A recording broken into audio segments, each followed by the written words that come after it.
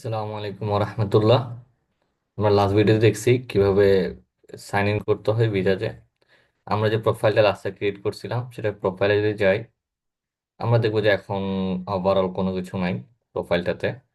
Just আমি যে নেমটা দিয়েছিলাম, ইউজার নেম এন্ড দেন আমার নিক নেম, এটা হয়েছে। আর এখানে হচ্ছে যে আমি যে প্রবলেমগুলো ক্রিয়েট করা হয়, সলভ করা হয়, সেগুলো যে আমরা টগলে গেলে সবগুলো লিস্ট এখানে একসাথে আসবে। যদিও আমি একটাও সলভ করিনি, তার জন্য এখানে লিস্টটা দেখাচ্ছে না। তো আজকে আমরা দেখবো একটা প্রবলেম কিভাবে সাবমিট করতে পারি। নর্মালি আমরা এখন যেভাবে করব সেটা হচ্ছে যে নর্মালি আমরা যেটা করতে পারবো সেটা হচ্ছে যে সবগুলোতে আমরা করতে পারি।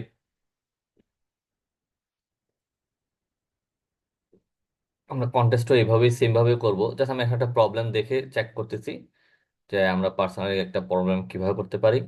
আমি তাহলে এখানে অনেকগুলো প্রবলেম, যেটা বললাম যে অনলাইন অনেকগুলো যা যা আছে, আমি কোর্স সিলেক্ট করতেছি, ওইখান থেকে একটা প্রবলেম আমি জাস্ট ট্রাই করব কিভাবে সলভ করা যায়।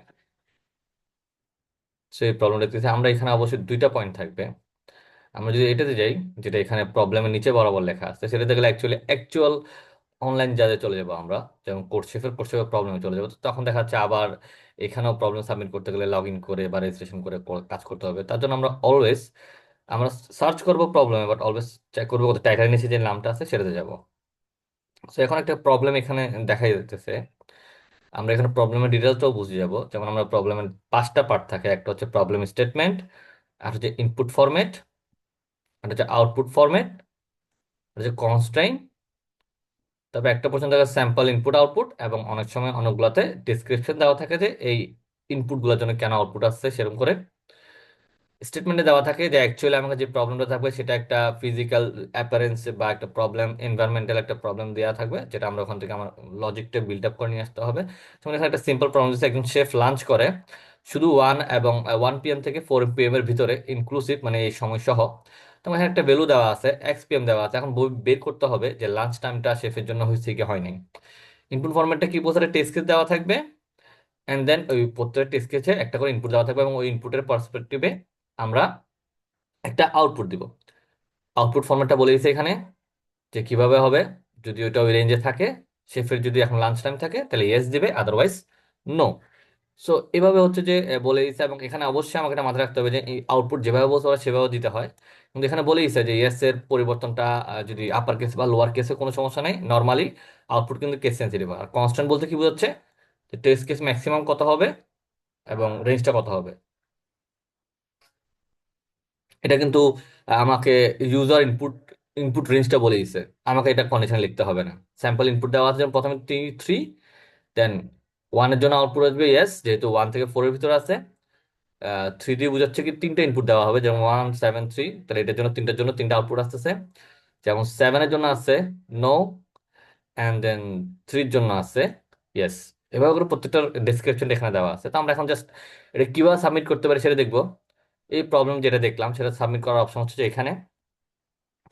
এখানে সাবমিট করতে গেলে আমরা যদি দেখি যে বট যে অপশনটা আছে, বটে গেলে হবে। আমরা অ্যাকাউন্ট বা আর্কাইভে না, আমরা নর্মালি বট দেওয়া থাকে, যদি থাকে তাহলে এটা তো বেটার, আর যদি না থাকে তখন আমাকে বটটা নিতে হবে।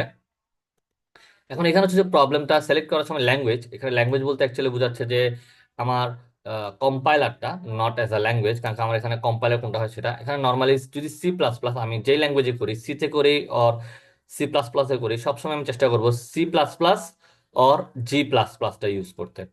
এটা নয় বা এটা না, আমরা চেষ্টা করবো সবসময় আমি যেই ল্যাঙ্গুয়েজে লিখি সিতে অর C++-এ, আমি চেষ্টা করবো অলওয়েজ C++ অর G++। এখানে C++টা আছে, তো আমি সিলেক্ট করে নিলাম। এন্ড দেন আমার কোডটা কি করতে হবে, এখানে আমি যেখানে কোডটা করলাম সেখান থেকে পেস্ট করতে হবে। অবশ্যই আমাকে কোড ব্লকসে কোডটা করতে হবে, যেমন আমরা এখানে করে রাখছি। সো আমি জাস্ট এটা কপি করে আমার এখানে আমি পেস্ট করে দিতেছি। এন্ড দেন আমি এখানে দেখতে পারবো, আমি যদি সাবমিট করি,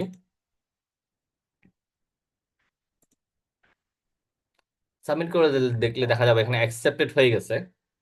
এখানে আমার অ্যাকসেপ্ট দেখাচ্ছে। ইট মিনস আমার যে প্রবলেমটা করা হয়েছে সেটা অ্যাকসেপ্ট হয়ে গেছে, এই হবারে দেখা যাবে। আর যদি দেখি যে না, আমি বুঝতে পারতেছি না এখন অ্যাকসেপ্ট হয়েছে কি হয় নাই, আমি চাইলে আমার প্রোফাইলে যেও দেখতে পারি। আমি প্রোফাইলটা যদি রিফ্রেশ করি,